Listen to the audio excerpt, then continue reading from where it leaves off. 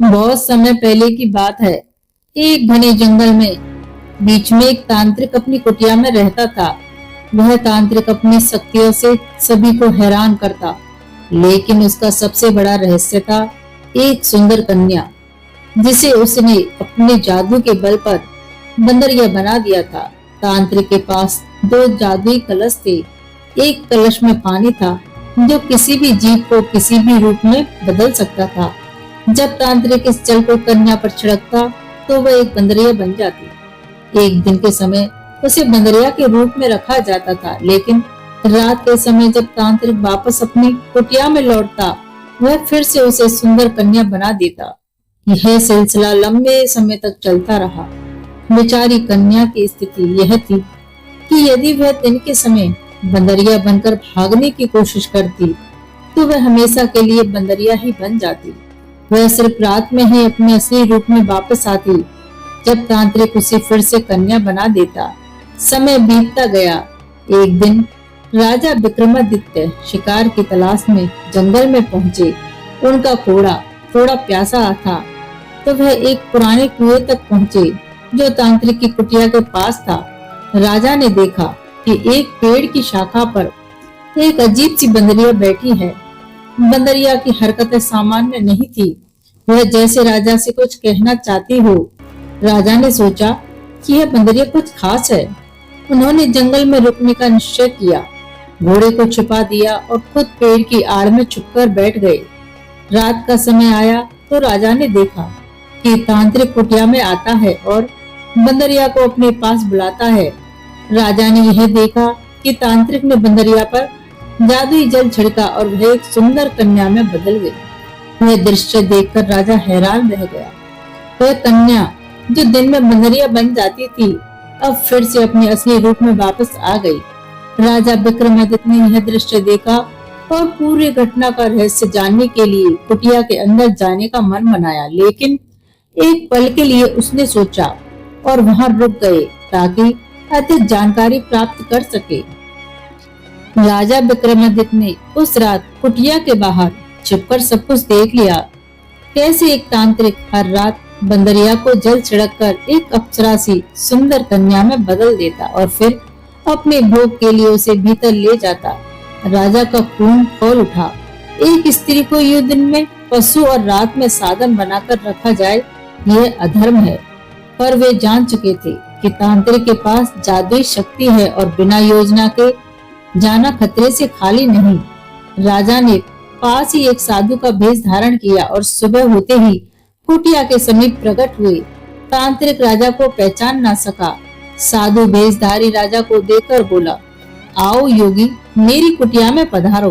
राजा ने विनम्रता से कहा, मैं तपस्वी हूँ, सत्य की खोज में निकला हूँ। सुना है तुम्हारे पास दिव्य जल है, क्या मुझे उसके दर्शन मिल सकते हैं? तांत्रिक थोड़ा घबरा गया, पर अपनी शक्ति पर उसे घमंड था। उसने राजा को झूठ बोलते हुए कहा, हाँ, पर यह जल केवल साधना के लिए है, कोई सामान्य जन इसे छू नहीं सकता। राजा ने मुस्कुराकर उत्तर दिया, जैसा आप उचित समझें। राजा ने योजना बनाई। वह जान गए थे कि कन्या दिन में बंदरिया होती है और रात में ही अपनी असल पहचान में आती है, इसलिए उस रात उन्होंने चुपचाप कुटिया के पीछे से झांका। तांत्रिक जैसे ही कन्या को सुंदर रूप में लाया, राजा ने अपना खंजर निकाला और चुपचाप भीतर दाखिल हो गए। कुटिया में अचानक एक तेज रोशनी फैली।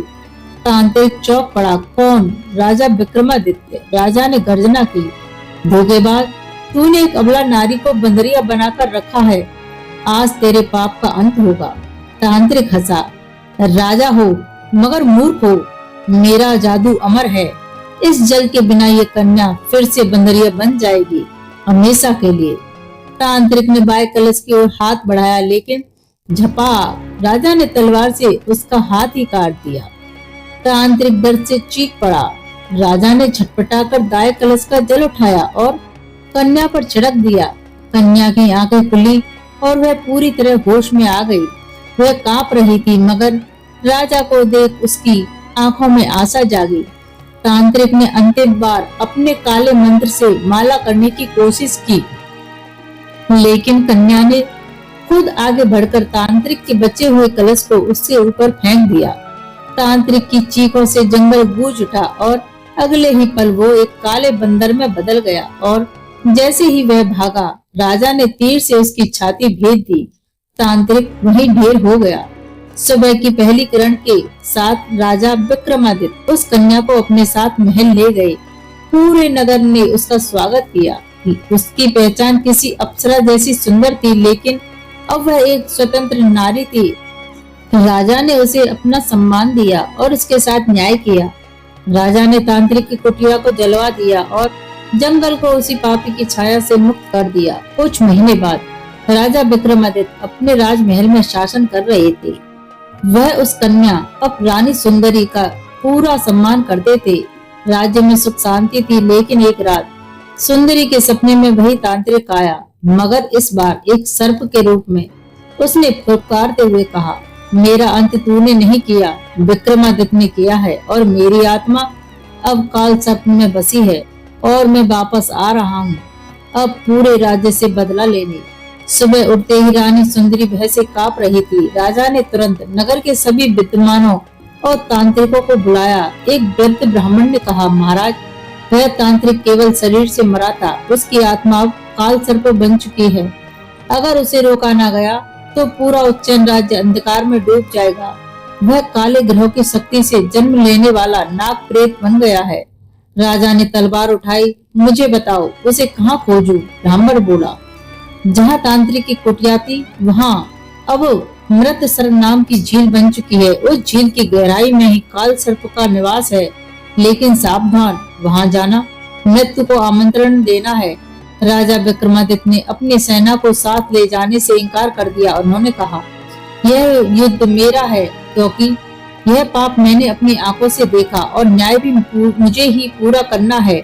रानी सुंदरी ने उन्हें एक जादुई ताबीज दिया जो कभी उस तांत्रिक के पास था। इसी से उसकी आत्मा बंधी थी। इसे लेकर जाना, यह तुम्हारी रक्षा करेगा। रात के अंधेरे में राजा विक्रमादित्य मृतसर झील के पास पहुंचे। झील का पानी काला था, जैसे कोई आत्मा उसमें डूबी हो। अचानक हवा तेज हुई। झील के बीचों बीच एक सर्प की आकृति उभरी। विक्रमादित्य, तू लौट आया है। इस बार तुझसे सिर्फ शरीर नहीं, आत्मा भी लूंगा। काल सर्प, वह तांत्रिक आत्मा, झील से निकलकर आकाश में लहराने लगी। उसके चारों ओर मरे हुए पशुओं की आत्माएं चक्कर काटने लगी। राजा ने तलवार निकाली, लेकिन काल सर्प तलवार से नहीं मरता था। उसे मारने का एक ही तरीका था, उसकी आत्मा को उसी ताबीज में बंद करना। झील किनारे एक मंत्र उभरा जो राजा को दिखाई दे रहा था। सुंदरी का ताबीज राजा ने उठाया, उच्चारण किया, ओम अग्नि स्वाहा, ओम अग्नि स्वाहा। काल सर्प चीखने लगा। आसमान में बिजली चमकी और ताबीज जलने लगा। राजा ने साहस के साथ अंतिम मंत्र बोला, तुम जहाँ से निकले वहीं लौट जाओ। तुझ पर अब अंधकार भी दया नहीं करेगा। अगले ही क्षण काल सर्प आग की लपेट में जलकर उसी ताबीज में बंद हो गया। राजा वापस लौटे, थके मगर विजयी।